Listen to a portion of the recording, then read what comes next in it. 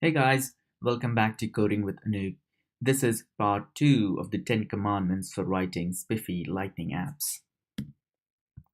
Let's start with commandment 5. We'll start with where we left off last time. So commandment 5 is prefer SLDS over other CSS frameworks. So what's SLDS? SLDS is Salesforce Lightning Design System. It's very similar to other CSS frameworks like Bootstrap. It's composed of a component markup, cross-browser compatible CSS. It also has icons, fonts, and it follows Lightning UX design principles. And we'll take a look at some of those principles here. The first principle is clarity. So clarity is all about eliminating ambiguity. It enables people to see, understand, and use your app with confidence. The next design principle is efficiency, and it's about streamlining and optimizing workflows and user journeys. Consistency means creating familiarity and making your app intuitive by applying the same solution to the same problem.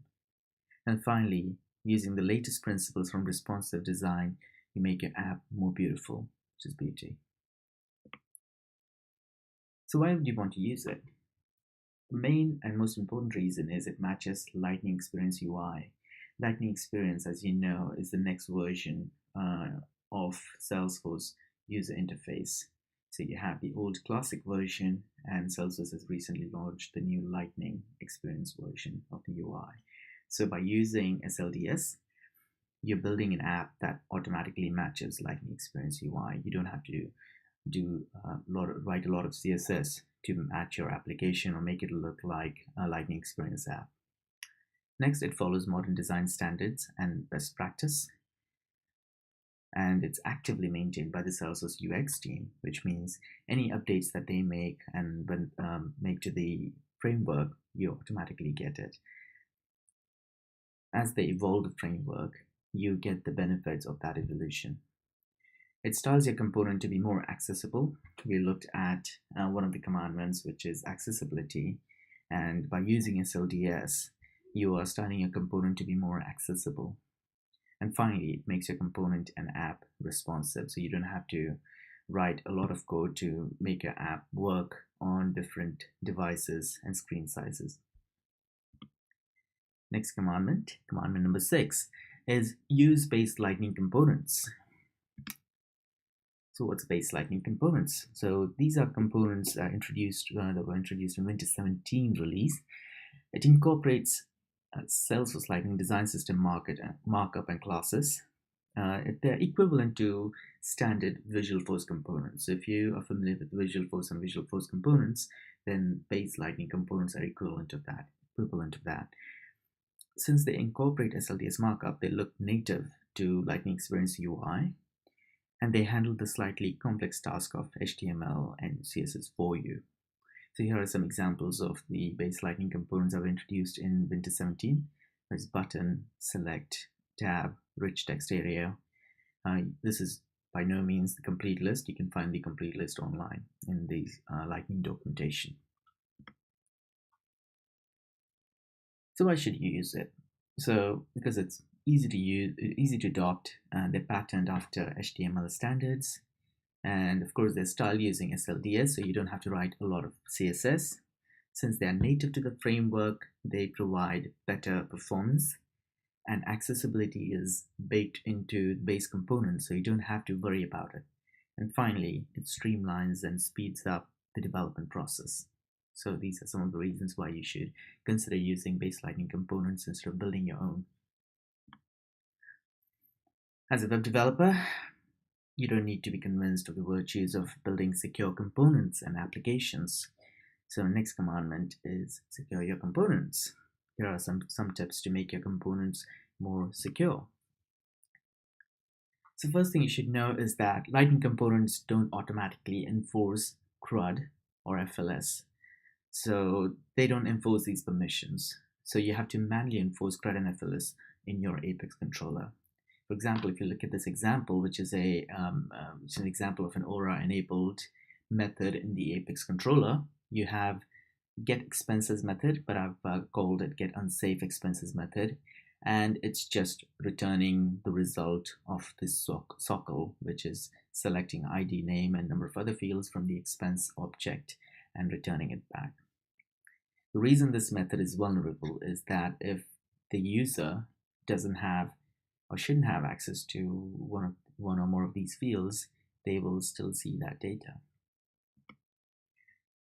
A better way of writing this method would be you should check for accessibility, and the way you do that is you first create a string of the fields that you want to check for accessibility.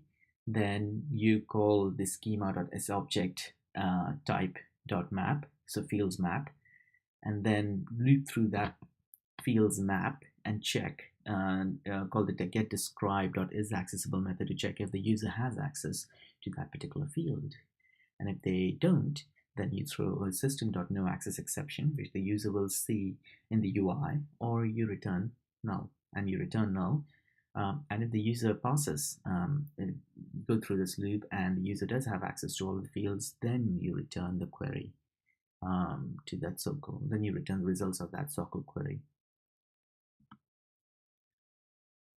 Next is you should be aware that the framework uses content security policy to control the source of content that can be loaded on a page. So all JavaScript libraries should be uploaded to make sure that it follows the CSP, you adhere to CSP policy. You should ensure that all JavaScript libraries should be uploaded as static resources. All external fonts, images, frames, and CSS must use HTTPS. By the way, CSP isn't enforced by all browsers, so you can go to caniuse.com and check which browser supports CSP. But for Lightning components to work, your browser must support CSP. Salesforce introduced Locker Service recently to make your components secure and to allow future enhancements to the Salesforce platform without breaking your components. Treat Locker Service as your friend. It does the following for you. It tightens CSP, content security policy, which you just looked at. It tightens the CSP policy to eliminate the possibility of cross-site scripting attacks or XSS attacks. It disallows the unsafe inline and unsafe eval keywords for inline scripts.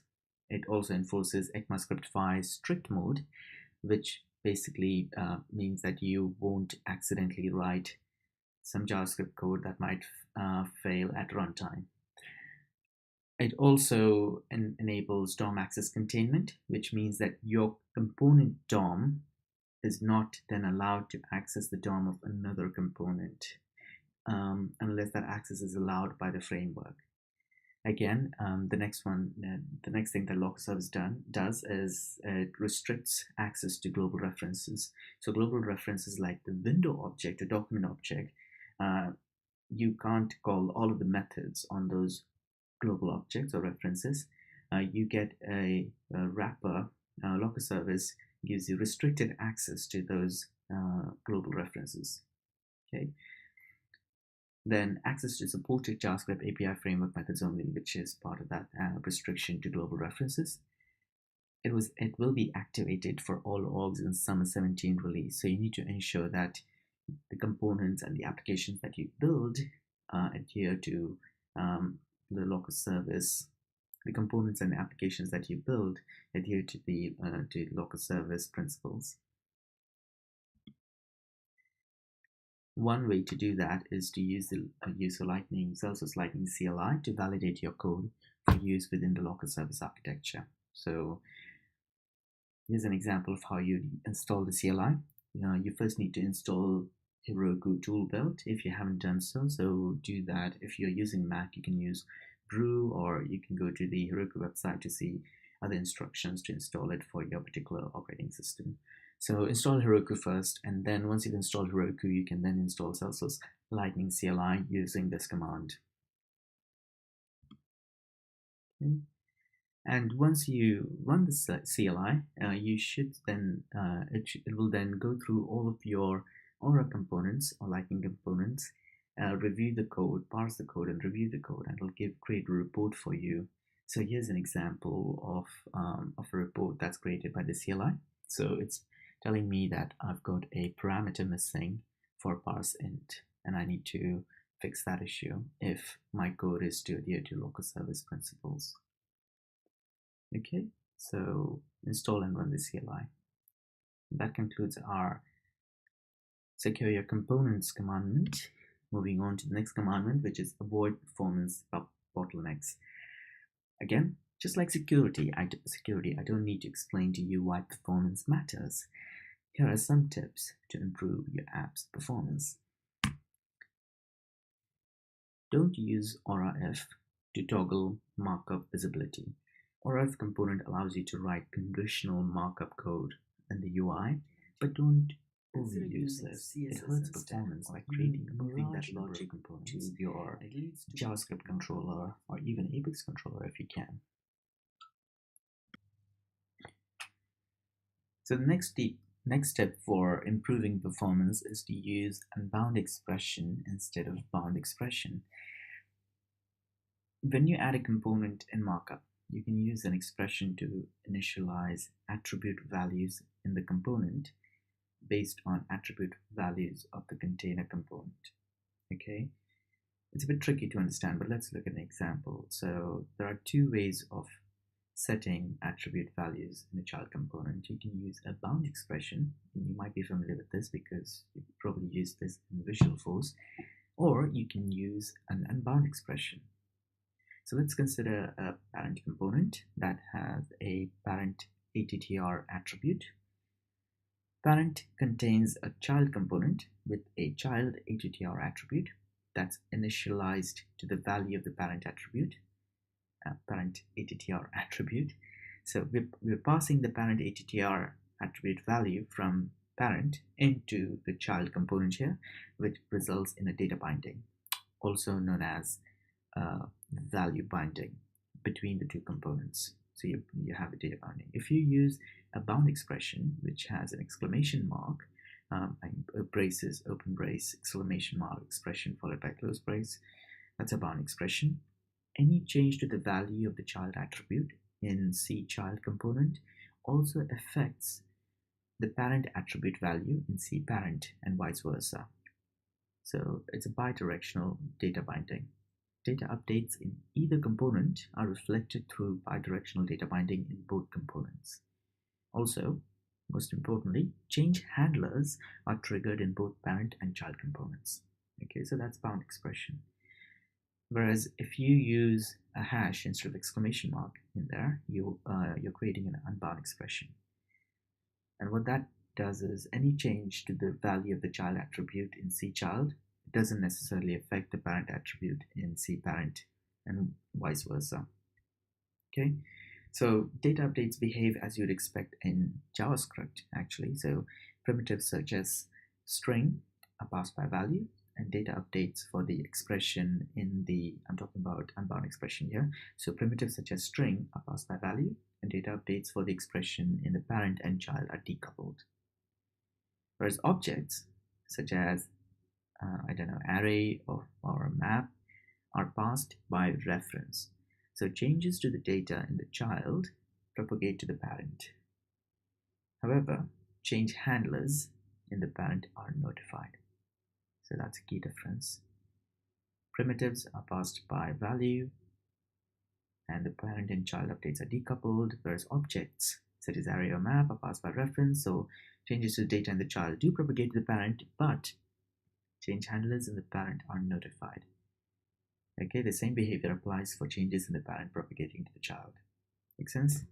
Now, why should you use unbound instead of bound? Well, simply because bidirectional data binding is expensive for performance, and it can sometimes create hard to debug errors due to the propagation of data changes through nested components. So I'd recommend using the hash expression syntax or the unbound expression syntax when you pass an expression from a parent component to child component, unless you explicitly require bidirectional data binding. Okay. Next step, or tips is to avoid looping in the markup if possible. Loop in the JavaScript or Apex controller. Okay. The next one is about application cache. So application cache or app cache speeds up app response time and reduces server load by only downloading resources that have changed. It improves page loads affected by limited browser cache persistence on some devices. Okay. App cache can be useful if you're deploying apps for mobile devices, which sometimes have very limited browser cache. Apps built for desktop clients may not benefit from app cache, may or may not benefit from app cache. Okay, some things you should know is it's disabled by default. So set use app cache equals true attribute in the or application tag if you want to enable it. The cache manifest is auto-generated at runtime, and you might want to switch it off. Consider switching it off during dev because you know your resources are always changing during development. Just switch it on just before deployment. Next performance tip is install the Salesforce Lightning Inspector Chrome extension. It's a very useful tool. You should be able to review the performance tab and look at the long and high dips in performance using this tool and try and fix them if your application. So don't try and do premature performance fixes because sometimes there might not be an issue. So use this tool to see which parts of your application are slow, and you can then focus on those parts to improve their performance. Okay, so that concludes the performance commandment. The next commandment, commandment 9, is about error handling. So it's very easy to write errorless code in JavaScript. JavaScript IDEs won't necessarily, or the current IDEs won't necessarily, most of them won't necessarily tell you if you've created a variable that you've not used. If you're using a variable that you've not declared before, unless you enable the strict mode in ECMAScript 5. But even then, there might be potential typos and type errors that fail silently. And also, especially in the Lightning components context, there might be system errors due to insufficient input validation. So you're probably not doing input validation, which will then fail, which means that the user might enter incorrect data, which will then fail at the Apex controller level. So best practice is to use try catch in your controller and helper, in your JavaScript controller and helper. Try and validate your input where possible. Show user-friendly error messages and log the actual error message in browser dev console. So here's an example of try catch. So I have a change test string function, and if there is an error, I log the error to console and I set a user-friendly error to a variable called test string in the component. Okay. And here's an example of how you can validate your input. So I'm validating the contact form here, validating first name and last name. I'm just checking if the first name field is blank, and if it is blank, then I set errors on that field to say first name can't be blank, and similarly I'm doing the same for last name. Okay.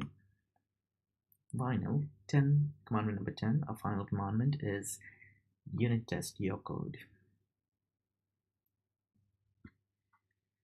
So the platform, as we all know, enforces Apex code coverage, but there is no requirement to unit test JavaScript code to deploy yet, as of now.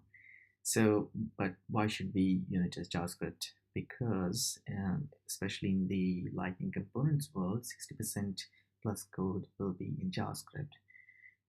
It improves your code quality. It catches bugs early on during dev, so it's less expensive to catch and fix bugs early on the dev life cycle than it is at the latter stages of the dev life cycle.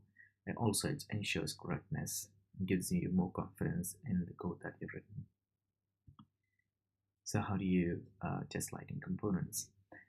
So first thing I should mention that Salesforce has plans to release a testing framework for Lightning components, but I should qualify that with safe harbor. Safe harbor, it's just something I read somewhere and I heard someone talking about it. So it's very much still in the safe harbor. I would highly recommend this tool called Grease Tool, written by Steve Buikhuizen. Sorry, Steve, if I've not pronounced your surname right there. So it's basically a Selenium test written in Lightning flavored JavaScript. I've used this in a couple of projects and I really like it. The test scripts are built using chains of promises, and it does end-to-end testing for Lightning components. So highly recommended. And finally, I would check out this talk by Bob Buzzard, also known as Keir Bowden. He gave a talk last year at Dreamforce about using JavaScript test frameworks like Jasmine or QUnit. So I'd highly recommend that you check that out to understand how you can test your Lightning code with these frameworks, testing frameworks. Cool. So that concludes our final commandment, which is testing. Thanks again for watching my screencast. Please leave your feedback in the comments below, and don't forget to subscribe my channel and follow me on Twitter. I'm at Unoob on Twitter. I'll see you next time. Thank you. Thanks for watching.